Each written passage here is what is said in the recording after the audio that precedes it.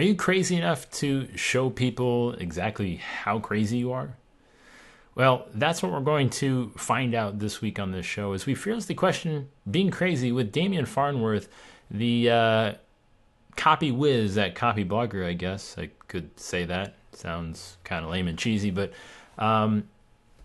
Damian is pretty intense about writing, and he's got a certain way about him that, I don't know much about Damian. I don't, obviously I follow his work, and I really enjoy his personality. I'm not coming on to him or anything, but there's a certain intensity that he kind of carries with him, and just about everything that he does and the way he talks. And if you listen to, he does the lead podcast with Jared Morris, a Copy Blogger podcast.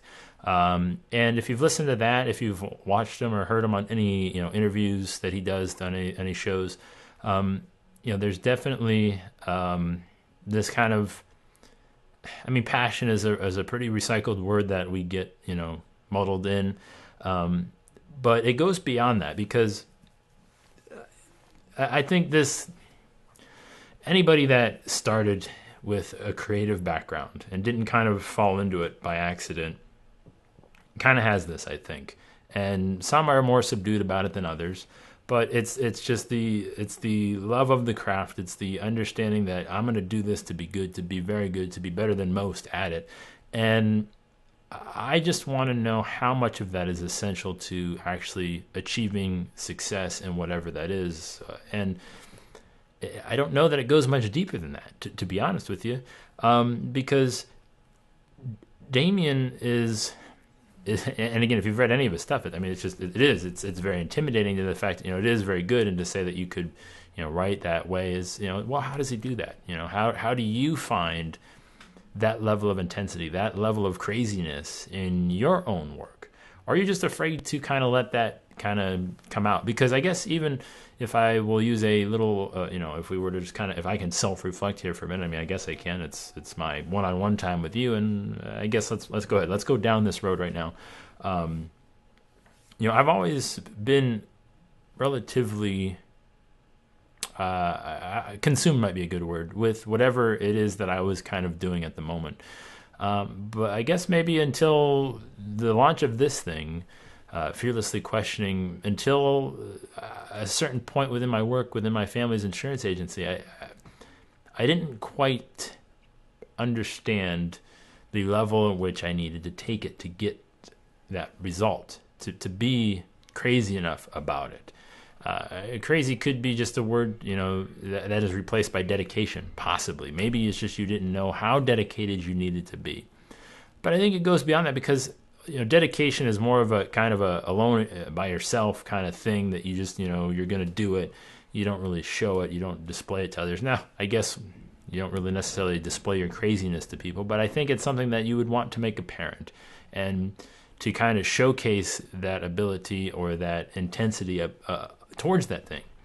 I think that's what Damian does better than most, and I think that's what I kind of started to do a little bit with my work, again, within the family agency and with Fearlessly Questioning here, to where I just allowed myself to just be as nutty about something as I wanted to be and not really care about the results. It's that, listen, I need to devote myself this much. I need to be this deep into it before I can, ultimately kind of truly embody the thing that I need to get the results that I'm chasing.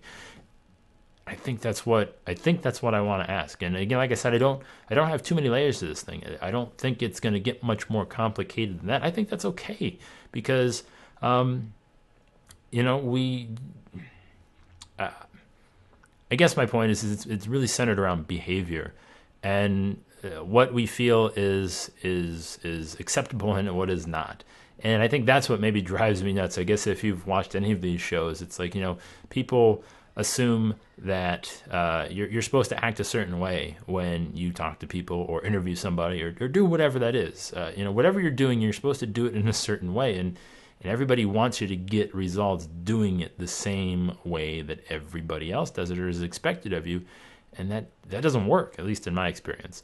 And that is where it gets to the point that you have to just kind of let yourself, you have to say, okay, I know I've got this thing in my head inside that if I were to do something this way, if I were to just kind of open that door and not worry about closing it, I think that would work. And it's that not closing part of the door that I think is key, is because, listen, you might tippy toe around it. You might have little itty bits that kind of squeak out, but you don't fully allow yourself to kind of commit to that.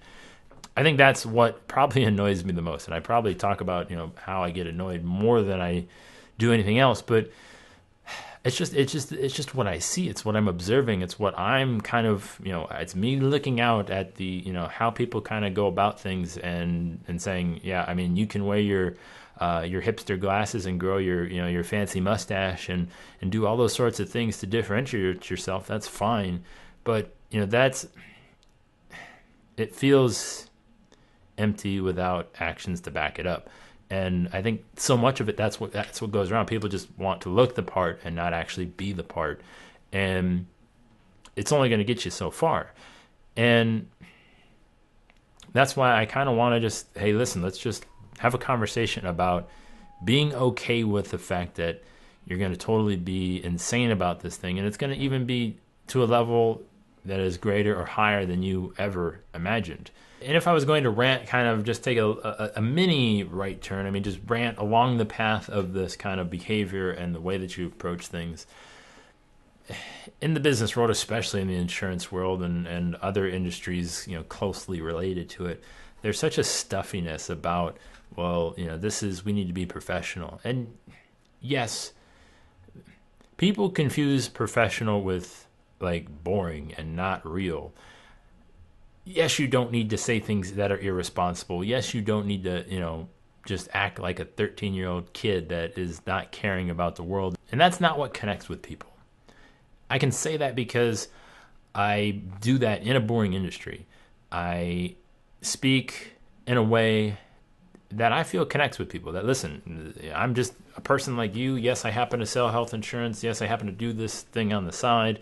And I don't care what you expect of an insurance agent or what you expect of a banker, of a lawyer, of a doctor, of a whatever. It's how can you can be not serious as long as you kind of come around and again, if we were to take Gary Vaynerchuk's example of jab jab right hook, as long as you jab, if a couple of your jabs are funny and then you right hook them with that information, that's, I think, the balance that you need to play with, and it's to understand and be aware of, is that, listen, it's okay to jab them with something that isn't always highly informative. It doesn't need to be this straight laced, like on point like thing all the time. Just talk in a way that makes people want to do business with you. Ryan Hanley put out a post on Google Plus. I think it was last week. I can't even remember. Boy, what was it talking about? I don't even remember what it was. But I left a comment on there that basically said, when you're creating stuff, when you're doing stuff online to get business, you're doing it, basically what I ask myself the question when I sit down to write anything, or when I kind of sit down to approach any sort of strategy is, well, what do I want to see? What do I need to see from that person in order for me to become a customer? And that's it.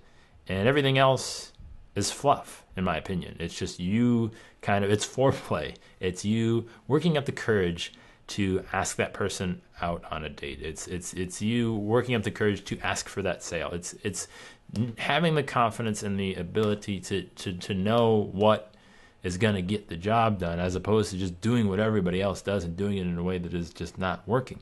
And there's so much of that. I don't know why. I don't understand it. I don't understand it at all. And I think that is kind of part of, loosely, I guess I said there's not going to be too many layers to this, but I think that's maybe another underlying layer to this whole being crazy thing is that it's just that there's so much unoriginality, and that's a terrible way to say it and a terrible word to use, because it is very heavy-handed. You say something's unoriginal, those are fighting words, but there's just, it's about understanding the fine line of not reinventing the wheel every time, because obviously what people did before worked, but it's how do you insert your own ability your own craziness into the mix while still holding on to what works. That's the secret. And when you can find that out, I think you're going to be onto something. Now, obviously, whatever you're doing in life is a little bit different than everybody else, so I can't obviously sit here and give you a very detailed example. Maybe if you want to tell me what you do and you want, to brainstorm a detailed example with me, well, feel free. Joey@fearlesslyquestioning.com. I would be happy to hear what's going on with you, what some of your struggles are, and if you want to kick around a detailed example of how you can do that.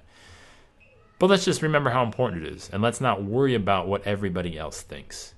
Because I think that's at the core of it, is we're always concerned about what everybody else is going to think, say, or do. And I don't care. I don't think you should care. And the sooner we do that, I think the better we're all going to kind of be in the long run. I think it'll be a little more fun. It'll definitely be a little more interesting. And I think we're going to have a lot better results to draw from. So we'll be back with Damien. This is going to be live Thursday, January 15th, 2 p.m. Eastern on our live Google Hangout. So please come ready to participate. Of course, as always, you can ask Damien your questions. And if anybody wants to be the brave, fearless questioner at the end to hop on and talk right face-to-face with Damien, would love to have you on. Haven't done that in quite a few shows.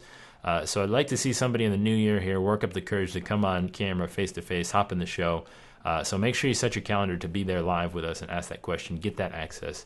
Be crazy about something with Damien and not be afraid to move forward and actually do something that might work. Otherwise, of course, as always, would encourage you to subscribe to the podcast if you have not. Or, of course, as always, leave a rating or a review or a fearless question. I prefer a fearless question, whether it's in iTunes or Stitcher. Let us know what it is that you want to fearlessly question, and I'll go in and I guess I don't know if I can answer it per se in there, but leave a fearless question. Let's see what happens. Because I that's the best way for people to kind of know about what we're doing. But yeah, so subscribe and rate, review, whatever. We got Stitcher, iTunes, and YouTube. Please feel free to do that. I hate begging for this kind of stuff, but it is really one of the only ways that really helps the podcast version of this thing grow. And we do want to continue to be able to ask more fearless questions to more fearless people, if you will. So, but that's it. I will stop bugging you with all of that nonsense. I hope to be seeing you guys at the live hangout with Damien again, January 15th at 2 p.m. Eastern. That will be live. I will see you there. I am Joey Giangola. Take it easy, everyone.